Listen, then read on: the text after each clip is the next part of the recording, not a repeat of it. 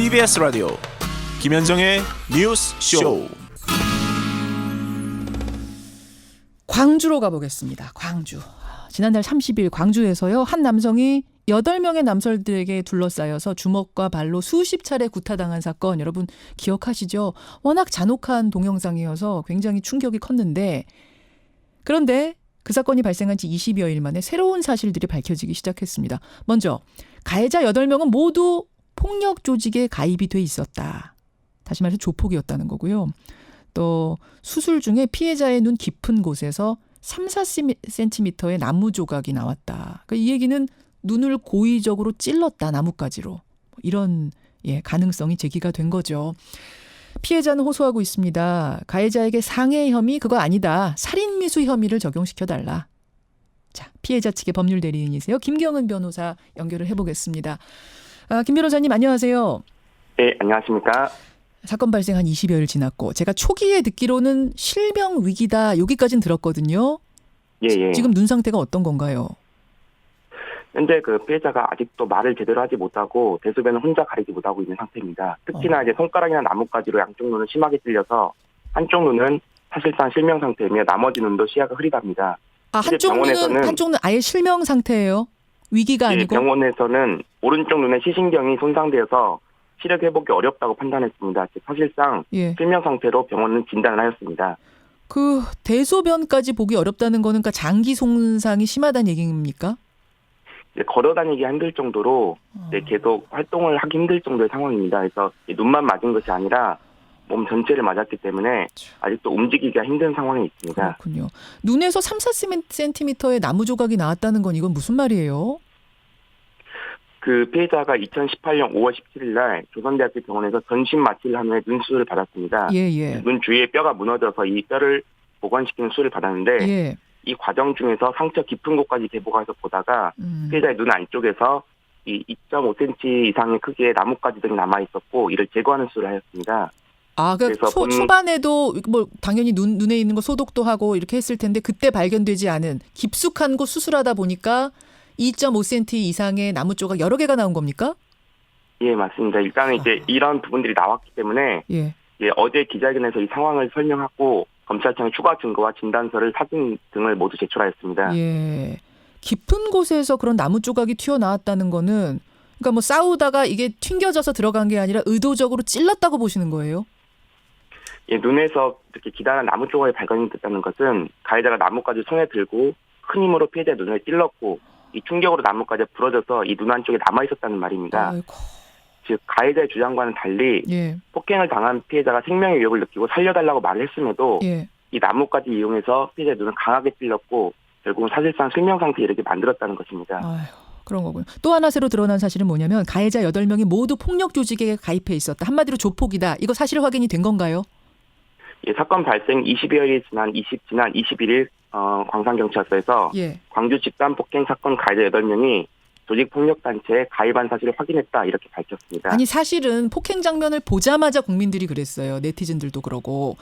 이건 조폭이다. 조폭 정도 아니면 저렇게 잔혹한 수법으로 폭행을 할 수 없다라고 했는데 그때 경찰이 조직폭력과의 연계는 없는 걸로 보인다라고 부인하지 않았습니까? 어떻게 된 거예요? 네, 맞습니다.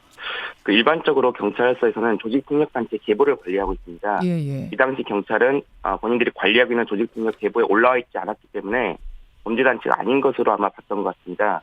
하지만 이에 대해서 다시 한번 수사를 한 결과 이 가해자 8명이 광주의 조직폭력단체에 가입한 것으로 밝혀졌고 또한 가해자들 대부분이 시인을 했기 때문에 경찰에서는 조직폭력단에 가입했다고 발표를 한 것으로 알고 있습니다. 이 사람들이 일반 시민이 아니라 조폭원이라고 하면 처벌 수위도 좀 높아집니까? 영향 미칩니까? 그 경찰이 적용한 범죄단체 구성 활동 혐의에 대한 경우에는 일반적으로 범죄단체 등의 조직 가입 활동할 경우에 적용되는 법으로 폭행 가담자들에 대해서 가중처벌 요인이 될 것으로 보여집니다. 가중처벌이 되는군요. 그래서 조폭이냐 아니냐는 중요한 문제였던 것.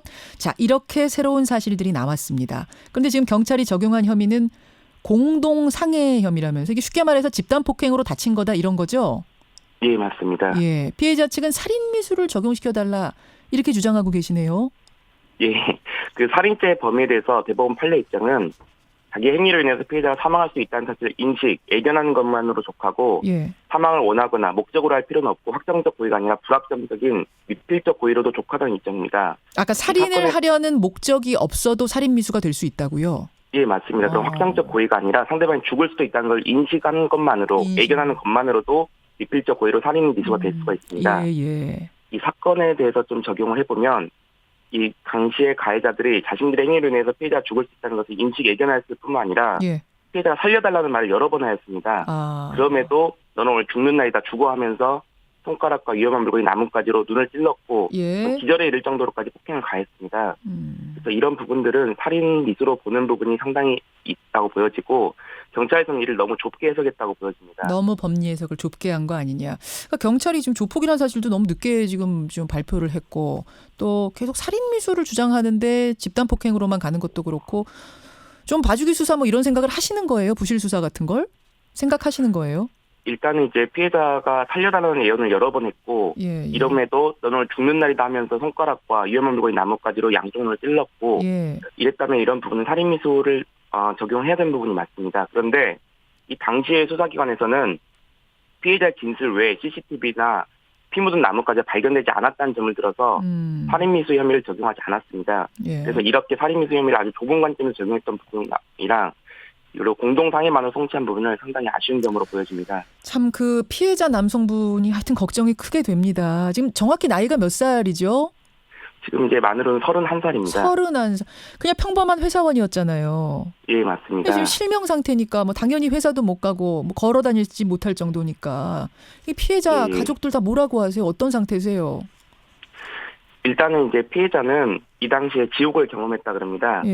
죽을 수도 있다는 생각을 했었고 여러 번도 살려달라고 했었는데 피해자가 눈을 뜨고 제일 먼저 했던 말이 이번 달 원룸의 월세에 대한 이야기였습니다. 아이고. 그리고 병원 수술비를 어떻게 해결해야 되는지 이거에 대한 고민이 가장 컸습니다. 그래서 결혼을 준비하던 피해자가 눈이 실망됐고 앞으로 어떻게 직장을 다녀야 되고 어떻게 가정을 꾸려야 되는지 너무 고민하면서 하루를 보내고 있습니다. 피해자의 가족들도 집안 형편이 안 좋은 상황에서 실명된 동생이 어떻게 회사를 다녀야 될지 어떻게 살아야 할지 너무나도 가슴 아파하면서 모두가 걱정하고 있습니다. 건설 회사에 다니던 직장인 평범한 직장인인데 택시 탑승 문제를 놓고 실랑이를 벌이다가 그게 이 지경까지 간 겁니다. 너무도 끔찍한 맞습니다. 폭행, 묻지마 폭행처럼 잔혹하게 이루어진 그 수법 때문에 모두들 공분하고 있는데 어떻게 처리가 되는지 끝까지 지켜보겠습니다. 고맙습니다. 예, 감사합니다. 광주 집단 폭행 사건의 피해자 측 법률 대리인이에요. 김경은 변호사였습니다.